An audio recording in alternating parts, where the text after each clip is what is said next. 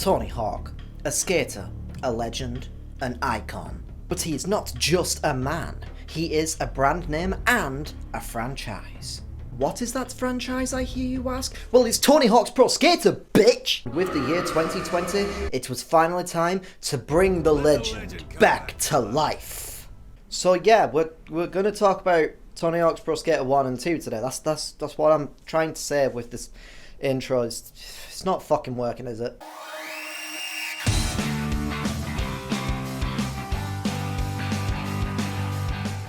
Tally-ho, ItsOcean back again to rudely interrupt my Tony Hawk series with the new THPS 1 and 2. So I was planning on doing a video on the original Tony Hawk's Pro Skater 2, because I wasn't planning on getting this game anytime soon. But then, my birthday rolled around, and I caved in and I bought the game, okay? I'm only human after all, don't put your blame on me. And so here we are. I also quickly want to say that this game is not THPS HD, which is a really confusing title. It was a product that came out many years ago, so I just wanted to throw that out there. But anywho, is THPS 1 and 2 any good? Let's find out.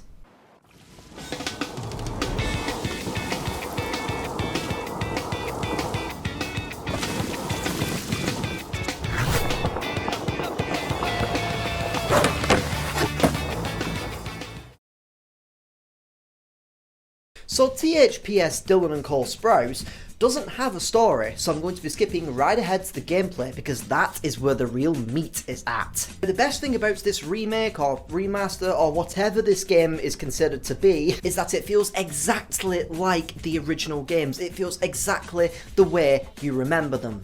And it did a much better job at recreating that gameplay than Tony Hawk's Pro Skater HD did. Also, I am going to do a video on that game eventually, but let's get back to the video. This game updates the original duo's bag of tricks, and it adds some of the mechanics that were in later games, such as reverts, sticker slaps, and acid drops. And it is a really great decision, because it keeps the combos flowing like beer to fall.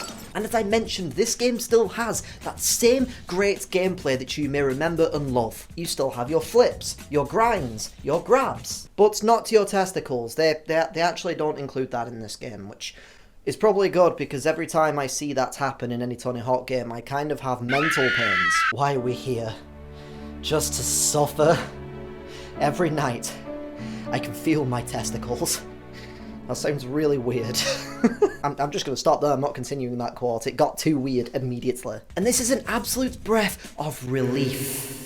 Because some of you may remember how bad Tony Hawk's Pro Skater 5 and how bad HD was. And I was really worried that this game would just end up being another one of those games. Though I will say, I haven't actually played THPS 5 yet, but one day I will.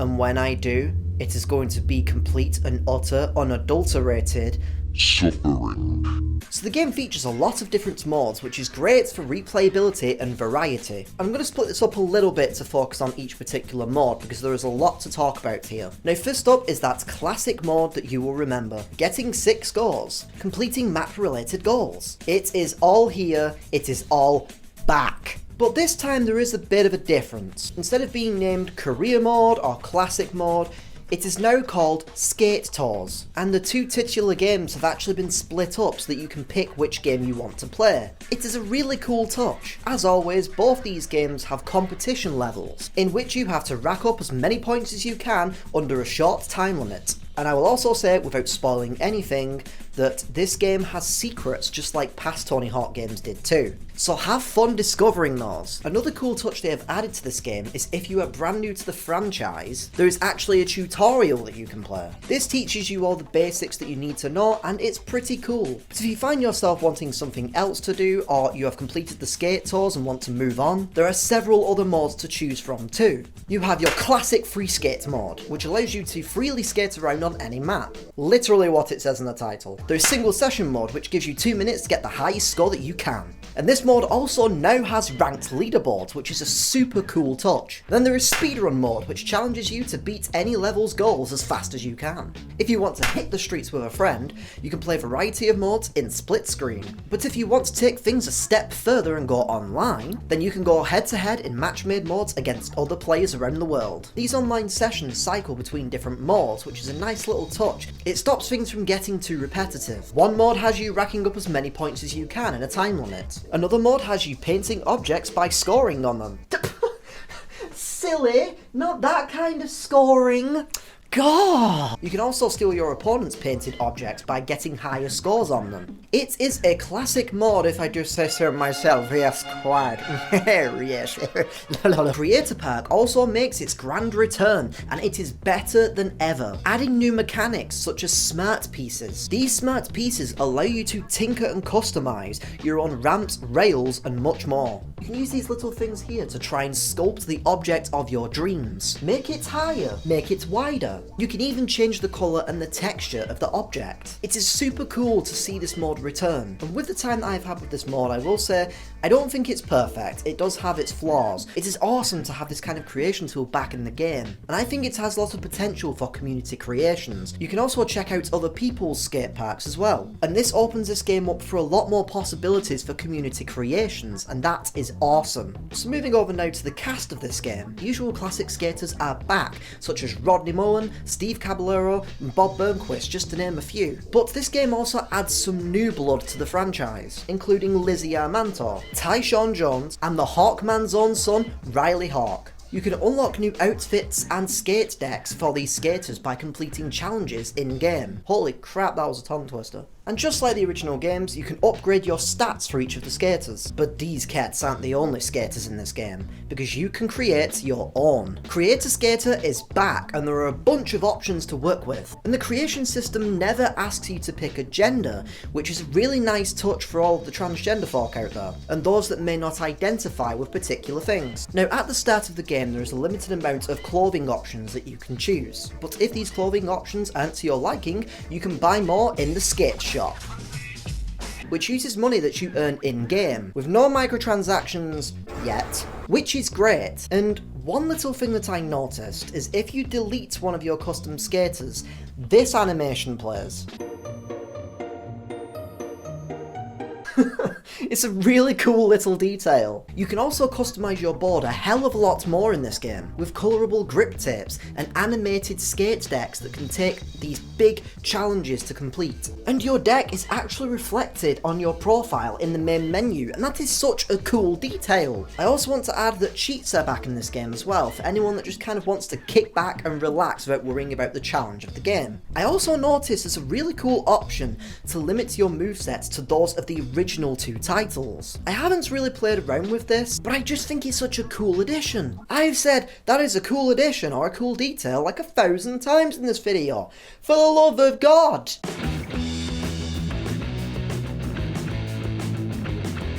This was the original Tony Hawk 1 and 2. And this is THPS 1 and 2.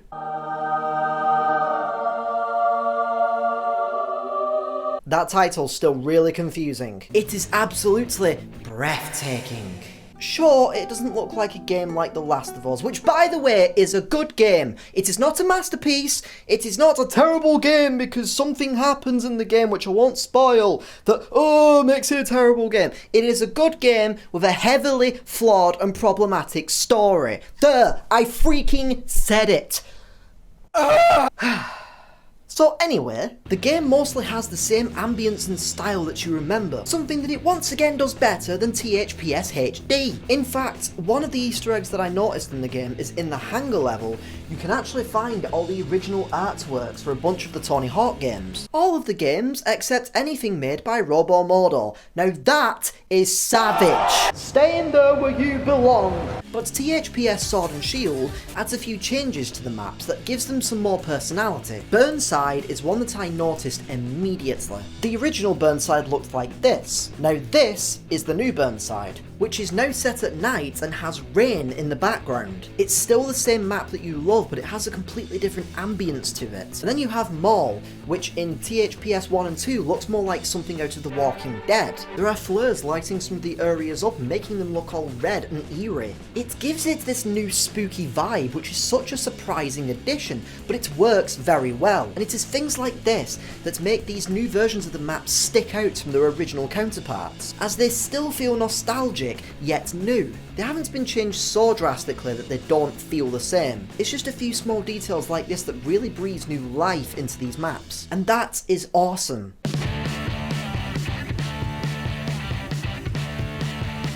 THPS Rem and Ram features most of the songs from the original soundtracks, with only a few songs missing, probably due to licensing issues. So we once again get the returns of songs like Bad Religion's You, Rage Against the Machine's Guerrilla Radio, and we once again get the ultimate song, which is But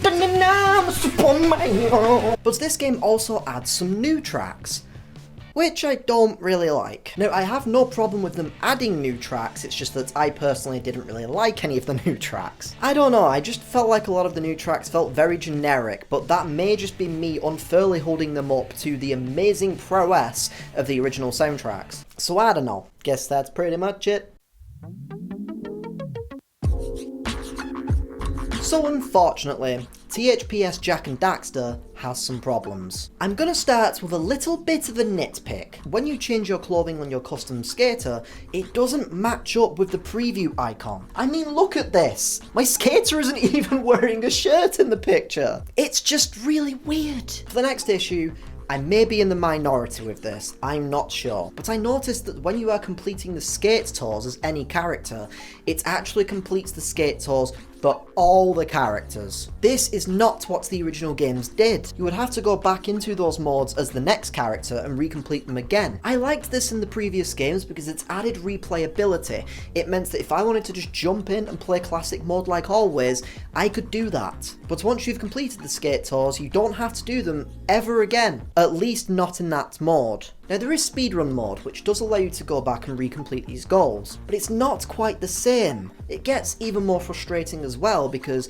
even though you don't have to recomplete the goals, you still have to go back and collect all the skill points for every skater. Which means that if you want to 100% the game like I do, you will find yourself wandering around and collecting stat points, and going to the next level, and going to the next level, and repeating that process until you want to die. Whereas if I still had these classic skates goals to complete, it would make the game more fun. It would make the process of collecting those stats more fun. Now the next issue is only going to apply to the people that want to 100% this game. Don't do it. Don't.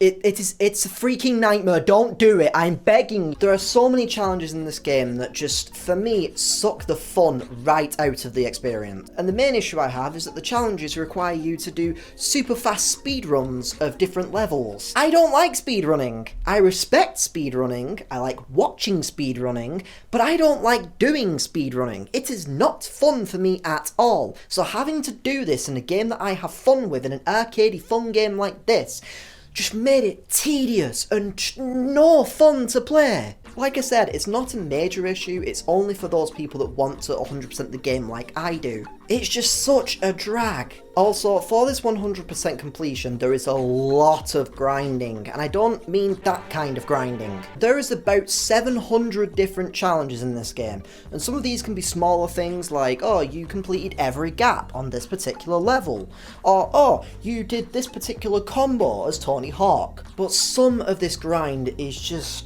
I don't get it. I don't get why they did this. I don't get why it's so grindy. I just want to have fun. Though, to flip that argument, this could have been done in order to create some longevity for the game, so people aren't just blasting through it and just tossing it aside and moving on to the next game. So I don't know how to feel about that. The last issue is actually kind of a fun one. I've decided to end the issue section with a really weird glitch that I encountered. By the time this video comes out, this glitch may have been fixed, so you may not experience this. So it might not even be a problem. I just wanted to show this because I thought it was funny. So during the skate tour mode, you can view the current level's goals, and it has this really cool dynamic moving camera to give you an idea of where some of these goals are in the level. So I was playing on the streets level, and I couldn't quite remember the goals that I needed to complete. So I quit cut out of my session and I viewed that camera again and was like, okay, cool, this is what I need to do. So then I retried the level so that I could go back and continue doing the goals. Only for this weird thing to happen. For some reason, the camera kept replaying itself during the gameplay. I was still able to move around and do flips, and the game was still playing like normal. You can actually see me here in the background. It was such a weird glitch, but it was nothing game-breaking. I just quit out of the game, reloaded it back up, and it was fine. But I just wanted to show that because it was such a bizarre occurrence, and actually quite funny. But anyways, let's wrap this up like a nice little Christmas present. Oh, is that for me? You really shouldn't have. Wait a minute, this is Tony Hawk Ride. What the actual fuck? Tony Hawk's 1 and 2 Tony Hawk Boogaloo is a nostalgic package of fun. It is absolutely filled to the brim with replayability, even if it does sacrifice a few of the older game's elements. This version of the gameplay feels exactly like the originals but improved, with the sweet addition of mechanics from the later games. The game has a lot of customizable elements and retains most of the original soundtracks, but it also has some new tracks added in too, and the game looks breathtaking. The game has a ton of challenges to complete, which can either be something fun that adds a lot of replayability to the game, or it can be really overwhelming depending on how you like to play your games. I am really happy with Tony Hawk's Pro Skater 1 and 2. This game is another great example of how good a remake can be, and that is why THPS 1 and 2 has earned the title of Fun Times.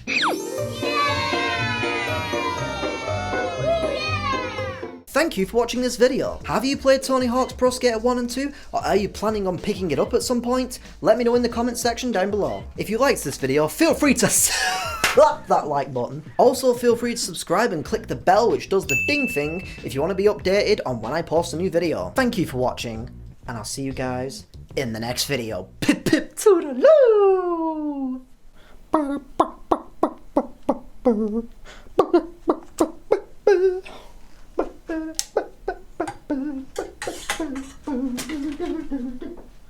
So here I am, doing everything I can, holding on to what I am, putting it down so on my own.